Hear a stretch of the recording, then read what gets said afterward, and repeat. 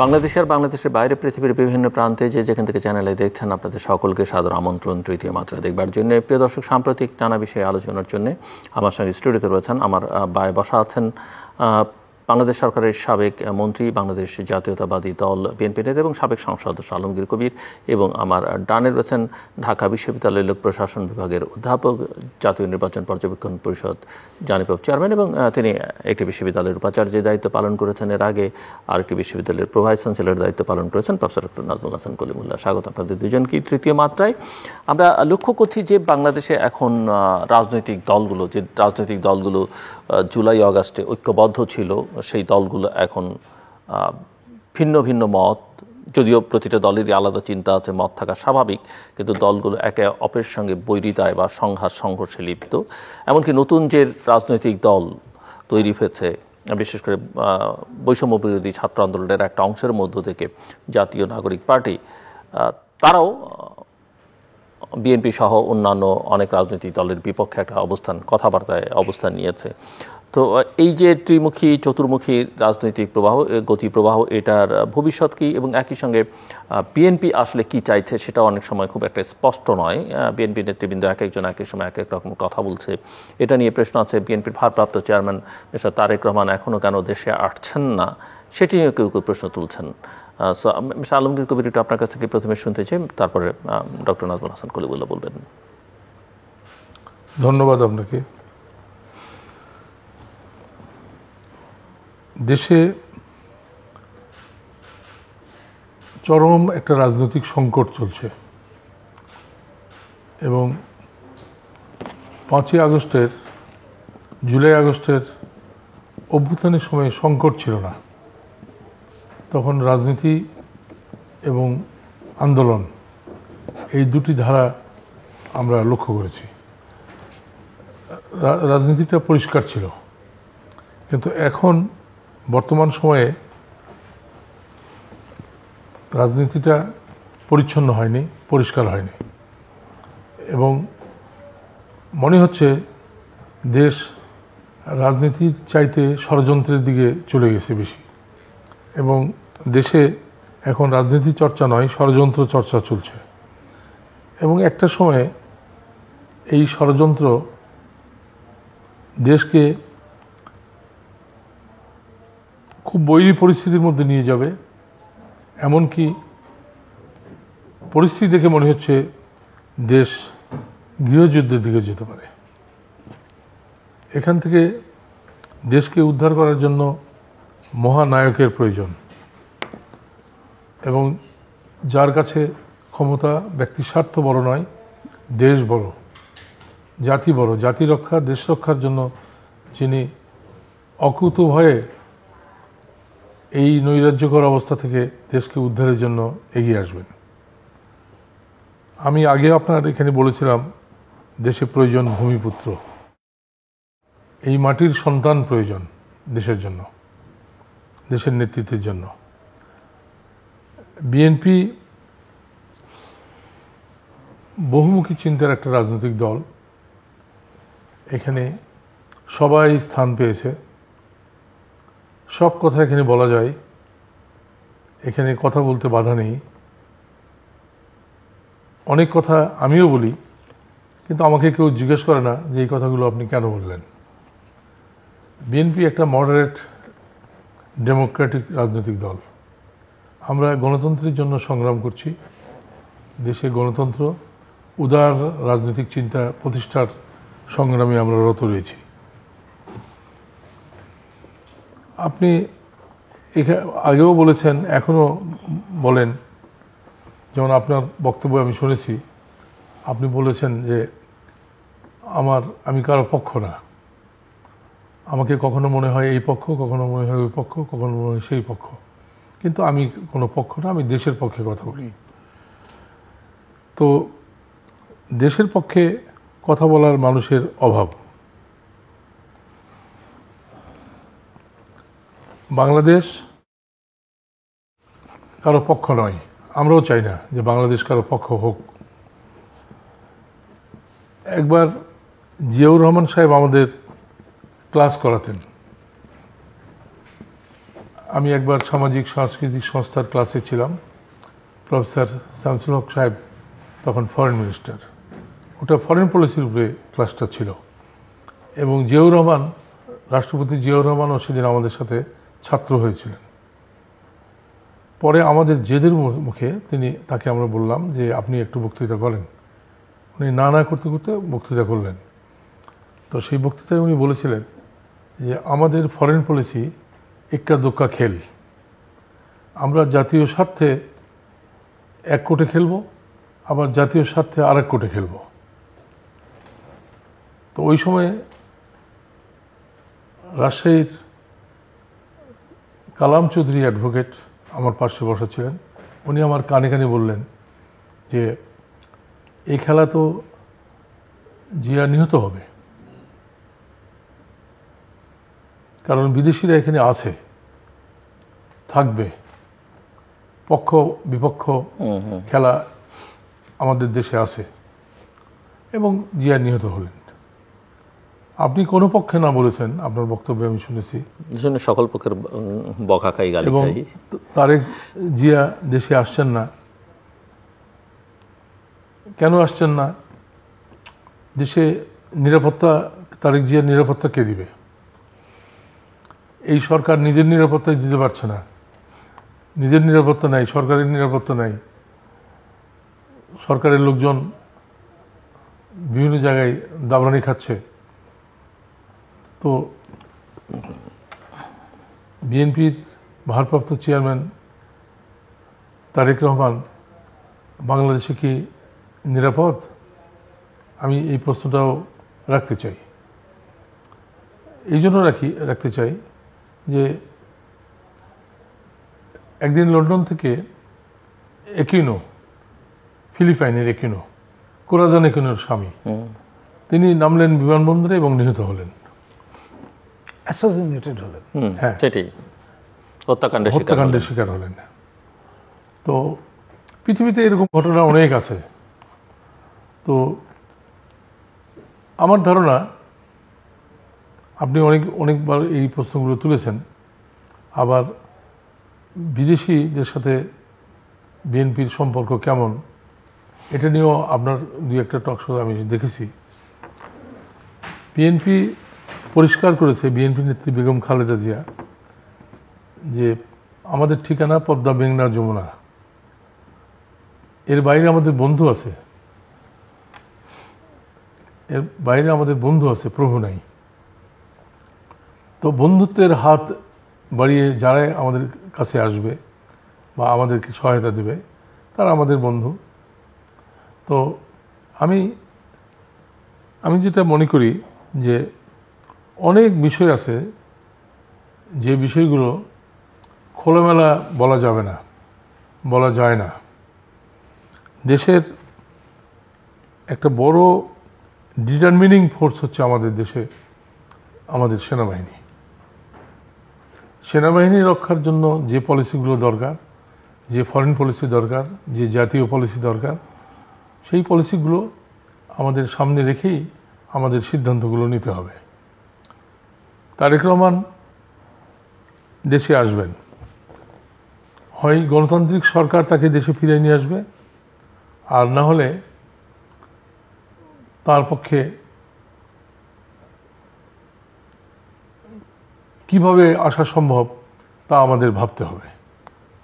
ঠিক তেমনি আপনি বলতে চাইছেন যে তার নিরাপত্তা নিশ্চিত করে তাকে, হ্যাঁ আমি তাই মনে করি, এবং দেশের একটা স্থিতিশীল অবস্থার মধ্যে দেশে স্থিতিশীল অবস্থা প্রয়োজন। ওকে, দেশে বর্তমানে স্থিতিশীল অবস্থা নেই, এবং যে কোনো সময় যে কেউ এখানে হত্যাকাণ্ডের শিকার হতে পারেন। প্রধান উপদেষ্টার নিজের লোকেরা প্রধান উপদেষ্টার সমালোচনা করছে, প্রধান উপদেষ্টার ফরেন পলিসি, জাতীয় পলিসি বিরোধিতা করছে তার লোকজনই। এবং নতুন দল যে গঠন হয়েছে তারা খেলছে, আমি দেখছি যে তারা এলোপাতারি খেলছে, এবং তাদের খেলা আত্মঘাতী খেলা, এবং নীতিহীন যে আত্মঘাতী খেলায় তারা নেমেছে। এই খেলায় কার জয় পরাজয় হবে বলতে পারবো না। তবে আমি মনে করি যে এসব বিষয়ে কলিমুল্লাহ ভাইদের উপরে ছেড়ে দেওয়া ভালো। জি, তাহলে আমি ওনার কাছেই যাই আপাতত। এবং উনি স্পষ্ট করে বলবেন সব বিষয়গুলো। জি, আমার কাছে আর একটাই শর্ত, একটাই প্রশ্ন, দেশটাকে গৃহযুদ্ধের মধ্যে ফেলবেন না। এবং গৃহযুদ্ধের যে ডঙ্কা শুনতে পাচ্ছি, দেশটাকে কারো কামানির খোরাক করবেন না। তৃতীয় মাত্রায় বহুবার বলেছি, একাধিকবার বলেছি যে দেশটাকে যুদ্ধের মধ্যে ঠেলে দিবেন না, কারো কামানির খোরাক করবেন না।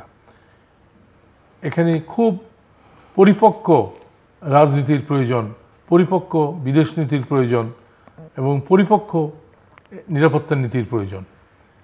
অপরিপক্ক আবালদের দিয়ে দেশ পরিচালনা করা, দেশ শাসন করা সম্ভব নয় এবং এটা সঠিক নয়।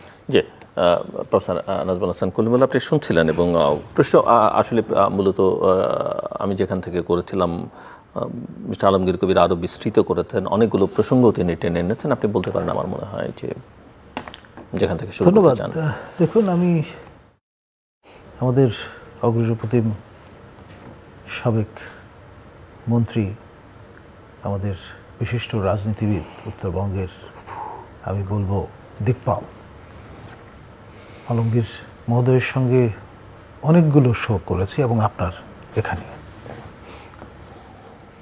তার যে বিচার, যে বিশ্লেষণ, তা মন্ত্রমুগ্ধের মতো শুনবার মতো বয়ান। তো এখানে তিনি যে জায়গাটায় শেষ করলেন, সেখান থেকে আমি যদি শুরু করি তাহলে বলবো আসলে চরম সংকটে আমরা আজ নিপতিত, উইদিন অ্যান্ড উইদাউট। সরকারের ভেতরে বাইরে নানামুখী টানাপোড়েন এখন পাবলিক স্ফেয়ারে চলে এসছে। আপনার দক্ষিণবঙ্গের সমন্বয়ের দায়িত্বে যিনি নিয়োজিত নবগঠিত যে রাজনৈতিক দল, সেই দলের একজন মুখপত্রই বলব, যেই কয়জন প্রফেসর ইউনূসের নিয়োগকর্তা হিসেবে পরিচিতি লাভ করেছেন, তার মধ্যে তিনি অন্যতম। তিনি 11 তারিখে মার্চে সেনা ছাউনিতে গিয়েছিলেন এবং যে মিথস্ক্রিয়া তার সঙ্গে সংগঠিত হয়েছে বলে তিনি দাবি করেছেন, সে বয়ানটি তিনি সোশ্যাল মিডিয়ামে পাবলিক আলোচনার স্ফেয়ারে নিয়ে এসছেন, তবে দিন 10 পরে। এবং এটা নিয়ে আমাদেরই অনুজপ্রতিম সহযোদ্ধা, আমি বলবো কনক সারোয়ার, তারপর আপনার ইলিয়াস, আর ফ্রান্স নিবাসী আপনার উত্তরবঙ্গেরই মানুষ পিনাকি ভট্টাচার্য, তিনজনের যে কথোপকথন আমরা দেখলাম, সেখানে আবার হাসনাত প্রসঙ্গটি এসছে এবং হাসনাতের যে কনফেশন সেটি তারা তুলে ধরেছেন। এখন তারই সহযোদ্ধা সার্জিস কিন্তু আবার ভিন্ন রকমের বয়ান হাজির করছেন। পাটোয়ারি তো রীতিমতো শিষ্টাচারের ইস্যুটা নিয়ে এসছেন। সব মিলিয়ে ডিজার্ভিং। এবং আপনি নিশ্চয়ই দেখেছেন যে নেত্র নিউজ একটা রিপোর্ট করেছে সেনা সদরের বক্তব্য দিয়ে, যে সেনা প্রধানের সঙ্গেই আলোচনাটা হয়েছিল, এই ধরনের কোনো আলোচনা হয়নি এবং তাদেরকে ডেকে পাঠানো হয়নি। তারাই আসলে অ্যাপয়েন্টমেন্ট চেয়েছিল। সার্জিস দীর্ঘদিন যাবৎ তার সঙ্গে দেখা করার চেষ্টা করছিলেন, সেই প্রেক্ষিতেই তাদেরকে অ্যাপয়েন্টমেন্ট দেওয়া হয় অনেকদিন পরে। জি। এবং যেদিন দেখা করেছেন তার আগের দিনও সেনাপ্রধানের একজন কর্মকর্তাকে ফোন করে তিনি টাইমটা নিয়েছেন। রাইট। এখন ধরুন, আমাদের সেনা কালচারে যে বিষয়টি প্রসঙ্গটা আসলো, এখানে সব কিছু অন রেকর্ড। আপনি ফোন করলেন, সেটা কল লিস্ট থাকবে। সুতরাং এখানে তাৎক্ষণিকভাবে কোট আনকোট পয়দা করো স্টাইলে কোনো কিছু আসলে হাজির করা এই ডিজিটাল যুগে খুব বিজ্ঞজনচিত কাজ যে হবে না, সেটা সেনা সদর খুব ভালো করেই যারা ম্যানিং করছেন তারা জানেন। সুতরাং আপনার যে কেউ যে কোনো বক্তব্য হাজির করে পরে সেখান থেকে আপনার রিট্রিট করে আরেক রকম বক্তব্য হাজির করার সেই জমানা কিন্তু এখন আর নেই। সিলেটের একজন সমন্বয়ক তিনি গ্রেফতার হয়েছেন এবং এই ধরনের পটভূমিতে এ জাতীয় আটক হবার ঘটনার পরিমাণ যদি সামনে বাড়ে তাতে অবাক হওয়ার কিছু থাকবে না। আর এই 5 তারা হোটেল আপনার ইন্টারকনে যে বিপুল আয়োজনটি করা হয়েছিল ইফতার মাহফিলের, সেটি নিয়েও কিন্তু অনেকে নানা রকম কথাবার্তা বলা শুরু করেছেন। এখন কেউ কেউ আপনার হোটেল যে বিলটা সেটার সন্ধান করছেন এবং দুধে সাংবাদিকরা দেশের বাইরের, এবং তাতে আমার একটু খটকাই লেগেছে যে who has foot the bill. আর টাকার অ্যামাউন্টটা আপনি জানেন যে এরকম একটি আয়োজনে কম হবার কথা নয়। এখন নবগঠিত একটি দল, তাদের যে তহবিল, সেখানে আপনার ইয়ানত কারা দিলেন, কতজন দিলেন, এই বিষয়গুলো কিন্তু চলে আসবে যখনই আপনি রেজিস্ট্রেশন প্রক্রিয়ার মধ্যে ঢুকবেন। এখন পর্যন্ত দে ক্যান গেট অ্যারাউন্ড, যেহেতু রেজিস্টার্ড পলিটিক্যাল এন্টিটি না। আর আপনার সেখানে কারা আমন্ত্রিত হয়েছিলেন? আমাদেরই কিছু সহকর্মী, তাদেরকে সেখানে দেখা গেছে। আবার কেউ কেউ আমন্ত্রিত হয়ে যাননি, যে এই ভয়ে যে ভবিষ্যতে ব্র্যাকেটেড হওয়ার সম্ভাবনা আছে।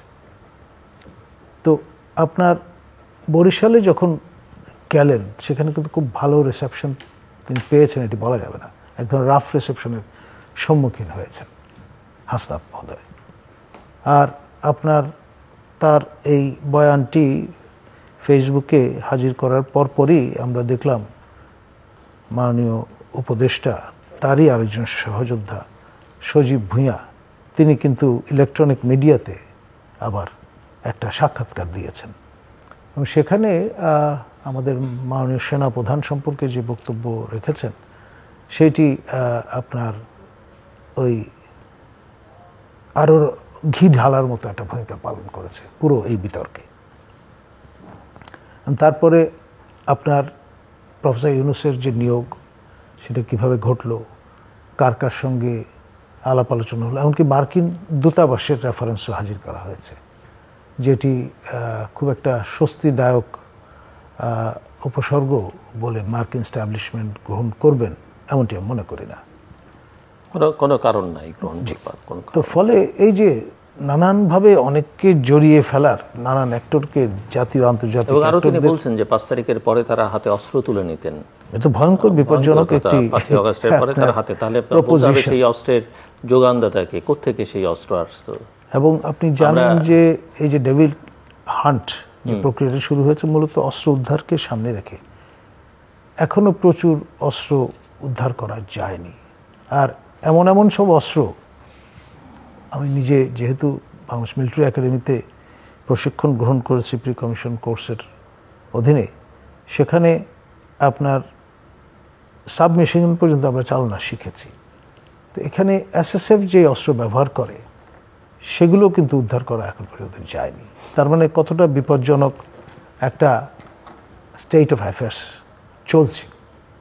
আর যেখানে একজন দায়িত্বশীল ব্যক্তি, মন্ত্রীর মর্যাদায় তিনি অধিষ্ঠিত, বয়স যাই হোক, তিনি যখন এই দাবিটি করছেন অন রেকর্ড, তার যে ইন্টেন্ট, সেটি যদি আপনি এক পাশে রাখেন, আরেক পাশে আমাদের আরেকজন মাননীয় উপদেষ্টা, যাকে মাস্টার মাইন্ড বলে বিশ্ব দরবারে আমাদের মাননীয় প্রধান উপদেষ্টা পরিচয় করিয়ে দিয়েছেন, এবং তিনি যে অভ্যাসটি ইতিমধ্যে রপ্ত করেছেন, যে কিছুদিন পর পর স্ট্যাটাস দেওয়া, প্রয়োজনে 2 ঘন্টার জন্য স্ট্যাটাস দেওয়া এবং তা নামিয়ে ফেলা, কিন্তু বার্তা তো চলে যাচ্ছে এবং সেটাকে কোট করে যে কেউ যে কিছু বলতে পারে।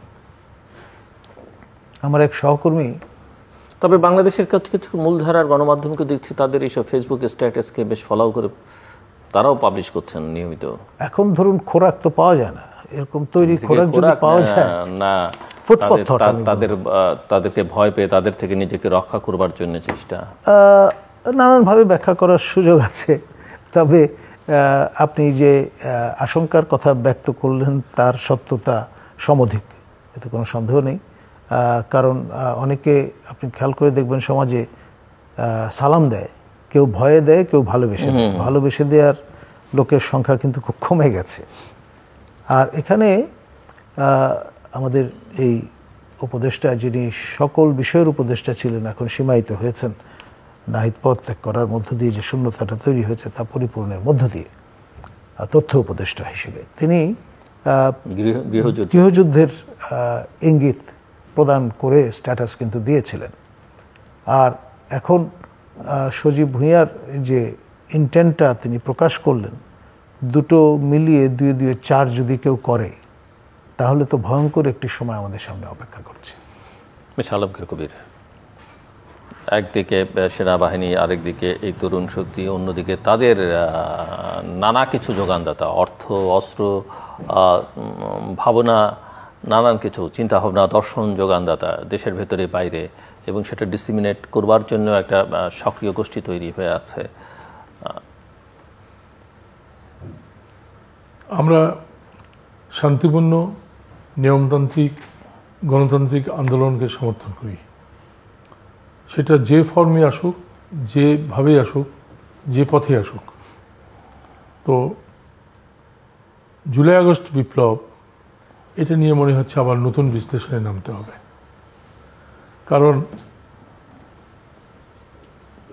এই আন্দোলনকে আর শান্তিপূর্ণ আন্দোলন আমি বলতে পারবো না, যখন এই আন্দোলনের নেতারাই বলছে যে আমরা অস্ত্র হাতে নামতাম।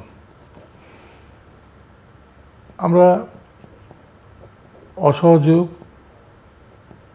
নিয়মতান্ত্রিক আন্দোলন, শান্তিপূর্ণ আন্দোলন, আমরা মরব, বাংলাদেশের মানুষকে মুক্ত করব, এই আন্দোলনে বিশ্বাস করি। সমস্ত বাংলাদেশের মানুষের জন্য আমরা জন্মেছি, সমস্ত বাংলাদেশের মানুষের মুক্তির জন্য আমরা মরব, এটা হতে পারে।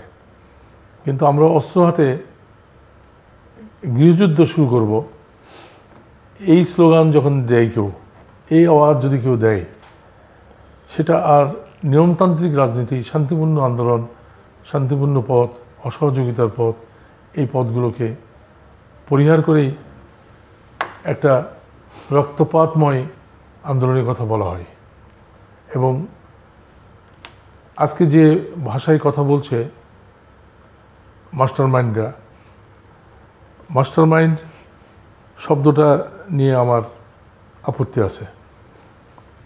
মাস্টারমাইন্ড এবং এটাও চলেছে, এটা একটা পরিকল্পিত আন্দোলন। এই আন্দোলন আসলে পরিকল্পিত ছিল না, এটা একটা স্পন্টেনিয়াস মুভমেন্ট ছিল। এটা পরিকল্পিত আন্দোলন ছিল না, স্পন্টেনিয়াস মুভমেন্ট।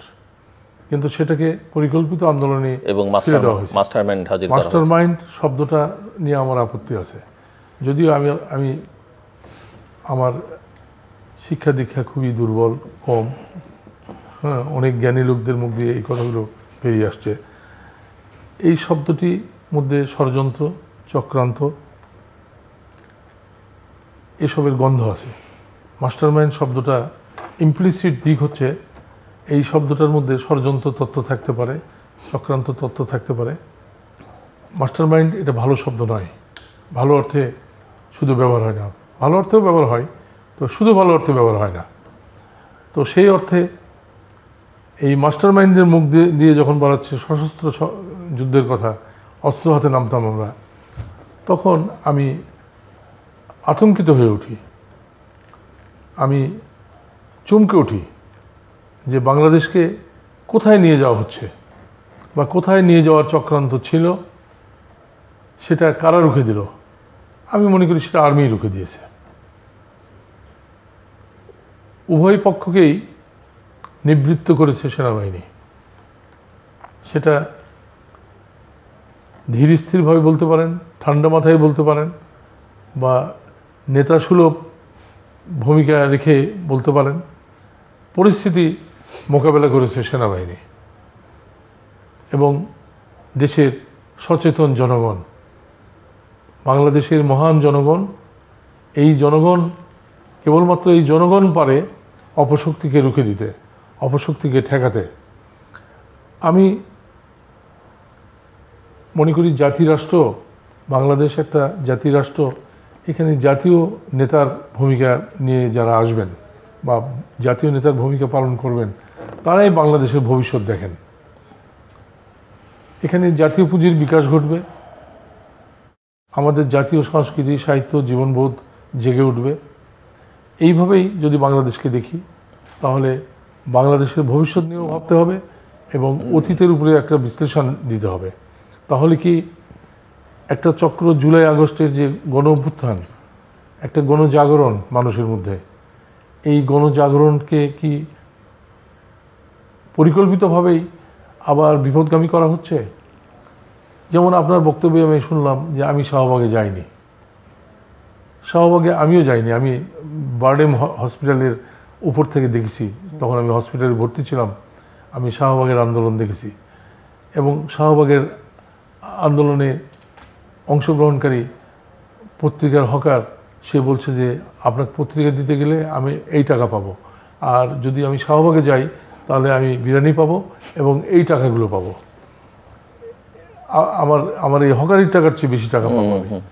তো এইরকম একটা আন্দোলন, যেটাকে বৃহৎ আন্দোলন হিসেবে আমরা দেখেছিলাম, সেটা চোরাগলিতে নিপতিত হলো। আজকে আপনি সঠিকভাবেই সেই কথাগুলো বলেছেন। এখন কোথায় ইমরান সরকার আর কোথায় শাহবাগীরা? তো ষড়যন্ত্র চক্রান্তের মাধ্যমেও আন্দোলন সৃষ্টি হয়। আবার গণতান্ত্রিক আন্দোলন, গণতন্ত্রের পথে আত্মত্যাগে বলিয়ান হয়ে নিবেদিত প্রাণ যারা জীবন দেয় আন্দোলনে, জীবন দেওয়ার তাগিদেই, দেশের তাগিদেই তারা জীবন দেয়, জীবন দেওয়ার তাগিদেই তারা জীবন দেয়, জীবন নেওয়ার জন্য না। আমি আমার কথাগুলো যদিও একটু স্পষ্ট হচ্ছে না, যথেষ্ট স্পষ্ট, যথেষ্ট স্পষ্ট। তবে আমি মনে করি ষড়যন্ত্রকারীরা চিহ্নিত হওয়া দরকার জনগণের কাছে। জি, ডক্টর কলিমুল্লাহ, আমি একটু আপনার কাছে বুঝতে চাই যে সামনের সিনারিওটা আসলে আপনি কী দেখেন, মানে আগামী দিনগুলোকে। মানে আমরা তো নির্বাচন নিয়ে অনেক রকমের কথা শুনছি, ডিসেম্বর, মার্চ, জুন। আমি ওই জুন পর্যন্তই যদি আপনাকে ভিজুয়ালাইজ করতে পারি বাংলাদেশের রাজনৈতিক পরিস্থিতি এবং সামগ্রিক পরিস্থিতি, আপনি কিভাবে ভিজুয়ালাইজ করেন নিচে? দেখুন, এখন যেই জায়গাটায় এসে দাঁড়িয়েছে, একদম থিন হয়ে গেছে ইলাস্টিকটা, আর একটু টানলে ছিঁড়ে যাবে। তুলনা করলাম এইভাবে পরিস্থিতিটা এই জন্যে যে অনেকটা আইবল টু আইবল সিচুয়েশন। এখানে আপনার আমাদের সশস্ত্র বাহিনী, 3 বাহিনীর সমাহার, এবং প্রোটোকল ওয়াইজ সশস্ত্র বাহিনীর মধ্যে সেনাবাহিনী বাংলাদেশে প্রথমে বিবেচনায় আসে। সেই বাহিনীর যে নেতৃত্ব করছেন 4 স্টার জেনারেল ওয়াকারুজ্জামান, তাকে সার্মীয় শাবক বলবার এই রেফারেন্সে ফ্রেমে নিয়ে আসা হয়েছে আপনার মহামান্য রাষ্ট্রপতিকে, যিনি আপনার সর্বাধিনায়ক 3 বাহিনীর। তার মানে ডাউন দ্য লাইন আপনি কিন্তু সকল বাহিনীর প্রতি বৃদ্ধাঙ্গুলি ছুড়ে দিলেন এবং প্রকাশ্যে দিবালোকে। এ ধরনের ভাষা আমি আগে কখনো রাজনৈতিক পরিমণ্ডলে উচ্চারিত হতে দেখিনি বাংলাদেশে। আর যে রকম প্যাশন নিয়ে এ ধরনের বক্তব্য হাজির করা হচ্ছে, তা ভয়ানক বিপজ্জনক পরিণতি ডেকে নিয়ে আসতে পারে। সশস্ত্র বাহিনী আমাদের স্বাধীনতা, সার্বভৌমত্বের প্রতীক, আমাদের গর্বের ধন এবং আপনার বরাবরই রেসপেক্টেড। তো সেখানে যতক্ষণ পর্যন্ত একজন ব্যক্তি মহামান্য রাষ্ট্রপতির চেয়ার অলঙ্কিত করছেন, তিনি ইমিউন, তাকে কোনোভাবেই মেলাইন করা যাবে না, মামলা রুজু করা যাবে না। আমাদের সাবেক রাষ্ট্রপতি অ্যাডভোকেট আব্দুল হামিদের নামে মামলা রুজু হয়েছে, কিন্তু তিনি যখন দায়িত্বে নেই সেই সময়। এই বিষয়টি আমাদের যেন খেয়াল রাখা হয়, যাই করুন না কেন ইমপ্লিকেশন চিন্তা করে আপনার কথা বলা ভালো। আপনি যেখানে একজন মানুষ ওয়েল ট্রেইনড একটা সনদ লাভ করলেন, তারপরে এ ধরনের বাক্য ব্যবহার কতটা তার জন্য মঙ্গল ডেকে নিয়ে আসবে সেটাও কিন্তু বিবেচনা করা দরকার। আর এখানে আপনার যেভাবে একটার পর একটা এপিসোড যুক্ত হচ্ছে তা আমাকে শঙ্কিত করে তুলছে, এবং মনে হচ্ছে এই প্রক্রিয়ায় একটা পর্যায়ে আপনার যেই নির্বাচনকে ঘিরে এত বর্ষা, সেটাই চিমেরা হয়ে যায়, যেটা বাংলায় আমরা মরীচিকা বলি। এখন এই পরিস্থিতিতে যদি আপনার ১-১১ মতো দুটি সরকার পরপর আমরা গঠিত হতে দেখি, তাহলে অবাক হওয়ার কিছু থাকবে না। ধরুন পরিস্থিতি যদি ডেটোরিয়েট করে, আমাদের মহামান্য রাষ্ট্রপতি যিনি কাস্টোডিয়ান অব দ্য স্টেট, তিনি পরিস্থিতি বিবেচনায় যদি জরুরি অবস্থা জারি করেন, তাহলে আপনার বর্তমান যে দ্বিতীয় অন্তর্বর্তী সরকার, সেটা কিন্তু প্রশ্নের সম্মুখীন হবে, এবং তখন নতুনতর পরিস্থিতিতে নতুন সরকার গঠনটা অপরিহার্য বা অনিবার্য হয়ে উঠতে পারে। এবং অনেকেই এই প্রশ্নটা তুলছেন যে স্বপ্ন কথা বিবৃত করেছিলেন অনেক দিন আগে আমাদের মাননীয় বর্তমান প্রধান উপদেষ্টা, তার স্বপ্নের রাজনৈতিক দলের রূপরেখা তিনি তুলে ধরেছিলেন, তারই বাস্তবায়ন, যাকে তিনি আলিঙ্গন করলেন দায়িত্ব ছেড়ে দেওয়ার পরে বরপুত্রের মতো, তার আহ্বানে সাড়া দিয়ে যখন এই দলটি আত্মপ্রকাশ করল, নবগঠিত আপনার দল, তারা অনেকেই মনে করছেন যে মাননীয় প্রধান উপদেষ্টার আশীর্বাদ পুষ্ট, এবং এই যে মনে করাটা, সেটার সূত্র কিন্তু আমরা এখানে খুঁজে পাচ্ছি। তো ফলে কতটা নিরপেক্ষতা আর আছে এই সরকারের, সেই প্রশ্নটা কিন্তু বেয়ারা লোকজন তুলবেই। আমি মুখ আটকাবেন কী করে? দেশের ভেতরে নাহলে বাইরে থেকে করবে। তো ফলে এই রকম চরিত্রের সরকারের অধীনে আর যাই হোক, অবাধ, সুষ্ঠু, নিরপেক্ষ এবং অংশগ্রহণমূলক নির্বাচন কতটা সম্ভব, সেটা নিয়ে প্রশ্ন উঠবে। ইতিমধ্যে আরাফাত, যিনি ঢাকা ১৭ আসন থেকে এই নামি দামি নির্বাচনে জয়লাভ করেছিলেন বলে ঘোষণা করা হয়েছিল, তিনি যে বয়ানটি হাজির করেছেন সেটা কিন্তু রিমার্কেবল। তিনি বলবার চেষ্টা করছেন যে এই সরকারের অধীনে Awami League, given the opportunity, তারা কিন্তু নির্বাচনে অংশগ্রহণ করবেন না। আপনি খেয়াল করে দেখেন, বিএনপি যেই অ্যাসারশনটা করত 14 নির্বাচনের নিরিখে বা আপনার 24 নির্বাচনের নিরিখে, অনেকটা সেই রকম। অর্থাৎ ডাইস কি উল্টে গেল, আমরা এই চক্রে কি আবার পেছনে চলে যাব? এখন এই লোকটি যে বক্তব্যটি রেখেছেন, তার সঙ্গে হাসিনা তনয় আপনার জয়ের যে সখ্যতা, সেটা তো আমরা জানি, সর্বজন বিদিত। এটাই ছিল তার সোশ্যাল ক্যাপিটাল। এখন তিনি কি মনে করেন যে তাদের সঙ্গে কনসাল্ট না করে নিজ দায়িত্বে এরকম একটি বক্তব্য হাজির করেছেন?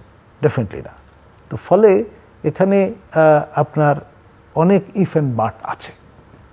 জুন পর্যন্ত তো অনেক দূর, এ মাসেই হয়তো অনেক কিছু আমাদের দেখতে হতে পারে। জি, বেশ আলমকে কথা। সরকার ব্যর্থ হয়েছে, নতুন যাত্রাপথ খুঁজতে হবে এবং নতুন যাত্রা শুরু করতে হবে। নয়া রাজনৈতিক মেরুকরণ করতে হবে। রাজনীতি, প্রতিরক্ষা নীতি, বিদেশ নীতি, দেশ পরিচালনার নীতি পরিশেষে গণতন্ত্র গণতন্ত্র গণতন্ত্র এবং জাতীয় ঐক্য, এই পথে যেতে হবে। আজকে পরিস্থিতি দেখে মনে হচ্ছে সেনাপ্রধানের যে সতর্ক বাণী, সেটি কি নতুন করে আমাদের সামনে প্রতিভাত হচ্ছে? আমার ধারণা সেনাপ্রধান যখন বলেছেন, নিশ্চয়ই তার কাছে তো গোয়েন্দা তথ্য থাকে এবং সেই তথ্যের ভিত্তিতেই তিনি হয়তো, এটা তো আমাদের সাধারণভাবে আমরা যারা বাইরে কাজ করি আমাদের তো এক ধরনের পারসেপশন তৈরি হচ্ছে বা আমরা সেভাবে কথাবার্তা বলছি, কিন্তু তার কাছে আরও ভেতরকার তথ্য নিশ্চয়ই ছিল বা আছে। তিনি তো সতর্ক করেছিলেন, তার যে সতর্ক বাণী সেটা আজকে মনে হচ্ছে যে মাত্র কয়েক সপ্তাহের মধ্যেই প্রতিভাত হয়ে উঠেছে। এবং আজকে জাতীয় ঐক্য গড়ে তুলতে হবে। যারা দেশপ্রেমিক, জাতীয়তাবাদী, গণতান্ত্রিক শক্তি, যারা গণতন্ত্রে বিশ্বাস করেন, মুখে শুধু না, তাদের ঐক্য দরকার। এবং সৈনিক, জনতা ও রাজনৈতিক শক্তির ঐক্য দরকার। এই ঐক্য যে কোনো মূল্যে গড়ে তুলতে হবে এবং এটা গড়ে তুলতে না পারলে দেশের ভবিষ্যৎ ভয়াবহ বিপদের সামনে যাবে দেশটা। আর এখানে আমরা মনে হচ্ছে এই যে ভারতীয় মিডিয়ায় ব্যাপক আমাদের সমালোচনা, আমি কিন্তু ইন্ডিয়ান ফিলোসফি দেখেছি, পড়েছি, আমি ইন্টারেস্টেডও। তো ইন্ডিয়ান ফিলোসফি কিন্তু এটা ৬,০০০ বছর আগের লিটারেচার, বৈদিক লিটারেচার। এবং ইন্ডিয়ায় বৌদ্ধ ধর্ম আসছে বহু আগে, পৃথিবীতে ৩,০০০ ৩,৫০০ বছর আগে বৌদ্ধ ধর্ম এখানে আসে। এবং বৌদ্ধ ধর্মের মধ্য দিয়ে একটা জেগে ওঠে কৈবর্ত বিদ্রোহ। এটা আমার এলাকায় হয়েছিল, কৈবর্ত বিদ্রোহ। প্রথম পৃথিবীতে গরিব রাজ কায়েম হয়, সাধারণ মানুষের রাজত্ব কায়েম হয় মৎস্যায়ন যুগে, এই কৈবর্ত বিদ্রোহ। তো এইসব অসংখ্য ইতিহাস, আন্দোলন, সংগ্রাম, সেই তেভাগা আন্দোলন, হাতিখাদা আন্দোলন, তারপরে নাচল বিদ্রোহ, তারপরে শমশের গাজীর বিদ্রোহ, ঈসা খাঁর বিদ্রোহ, প্রতাপাদিত্যের বিদ্রোহ, এগুলো বহু বিদ্রোহ সংগ্রামের মধ্য দিয়ে আমরা এই জাতি গঠন হয়েছে। এই জাতি কোনোভাবেই ব্যর্থ হবে না। যারা মনে করছেন যে কোনো ষড়যন্ত্র চক্রান্তের মাধ্যমে একটা উলটপালট করে দিয়ে ক্ষমতাকে সংহত করবেন নিজেদের পক্ষে, এটা আমার মনে হয় সফল হবে না। আমাদের এখনই ভাবার সময় আসছে, এই মুহূর্তে সেনাবাহিনীকে বাদ দিয়ে জনতা নয়, আবার জনতাকে বাদ দিয়ে সেনাবাহিনী নয়, সেনাবাহিনীকে বাদ দিয়ে রাষ্ট্র নয়, রাষ্ট্রকে বাদ দিয়ে সেনাবাহিনী নয়। রাষ্ট্র রক্ষা সেনাবাহিনীর দায়িত্ব, জাতি রক্ষা সেনাবাহিনীর দায়িত্ব। ঠিক তেমনি রাষ্ট্রও তার সেনাবাহিনীকে তৈরি করবে, তাকে এগিয়ে দিবে। আমরা তো আমাদের এই জাতীয় সেনাবাহিনীর যে ভূমিকা, অতীতের যে ভূমিকাগুলো আমরা এগুলো দেখেছি, আমরা ভালোভাবেই দেখেছি এবং এই ইতিহাস হয়ে আছে, এই জাতির ইতিহাস হয়ে আছে। এই জাতিই জন্ম দিয়েছে স্বাধীনতা আন্দোলনের মধ্য দিয়ে আমাদের এই সেনাবাহিনী। আবার এই সেনাবাহিনীর জন্ম দিয়েছে জিয়াউর রহমান। একটা জিয়াউর রহমানের জন্ম হয়েছিল এই সেনাবাহিনীর মধ্য থেকেই। আমি আগেও বলেছি, এখনও বলছি, যে কেউ দেশের নেতৃত্ব নিতে পারেন। সাংবাদিকের মধ্য থেকে আসতে পারেন, ঢাকা বিশ্ববিদ্যালয়ের প্রফেসরের মধ্যে থেকে আসতে পারেন, সেনাবাহিনীর মধ্যে থেকে আসতে পারেন, বা রাজনীতিকদের মধ্যে থেকে আসতে পারেন, ব্যবসায়ীর মধ্যে থেকেও আসতে পারেন। আমি মনে করি যে কোনো পেশা থেকেই একটা সঠিক নেতৃত্ব, জাতীয় ঐক্যের আওয়াজ তুলে, জাতীয় ঐক্যের স্লোগান সামনে রেখে সামনে আসতে পারেন। সেই সময় হয়ে আসছে এবং সময় এখন বয়ে যাবে শেষে, এবং শেষে দেশটা ষড়যন্ত্রের চক্করে পড়বে। আমি যে খেলাগুলো দেখছি, চীন, ইন্ডিয়া, রাশিয়া, যে খেলাগুলো দেখছি, এই খেলাগুলোর মধ্যে আমরা পড়তে চাই না। বাংলাদেশে এই খেলায় পড়তে চায় না। এই বাংলাদেশকে রক্ষা করার জন্য কে দায়িত্ব নেবে? সেই মহানায়ক এগিয়ে আসুন, তাকে আমাদের দরকার। এখন জাতির প্রয়োজন, অতি প্রয়োজন এই জাতির। স্যার, নাজমুল হাসান কলিমুল্লাহ, খুব ছোট্ট করে। দেখুন, আমাদের মাননীয় সেনাপ্রধান জেনারেল ওয়াকারুজ্জামান, আমি মনে করি হিজ জেন্টলম্যান পার এক্সেলেন্স। এবং আপনার রাওয়াতে যে বক্তব্যটি তিনি প্রদান করেছেন কর্নেল হক মহোদয়ের ভাষায়, এটি একটা টার্গেট অডিয়েন্সকে সামনে রেখে করেছেন। মূলত অবসরপ্রাপ্ত সশস্ত্র বাহিনীর যারা কর্মকর্তা তাদের উদ্দেশ্যে বলা। এভাবে বলে তিনি একটা সাফাই তৈরির চেষ্টা করেছেন, কিন্তু এটা আর ওই রাওয়ার চার দেয়ালের মধ্যে সীমাবদ্ধ থাকেনি, এটা গ্লোবাল অ্যাটেনশন লাভ করেছে, জাতীয় গণ্ডি ছাড়ি। এবং এরপরে যদি আমাদের যারা দেশটা অস্থিতিশীল করতে চান, যারা গৃহযুদ্ধ সংগঠিত করতে চান, তার মশলা বা খোরাক ছড়িয়ে দিতে চান, তাদের জন্যে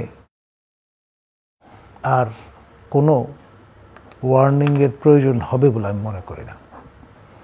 তিনি পরিষ্কার ভাষায়, দ্ব্যর্থহীন ভাষায় বলে দিয়েছেন যে স্বাধীনতা এবং সার্বভৌমত্ব বিপন্ন হতে পারে।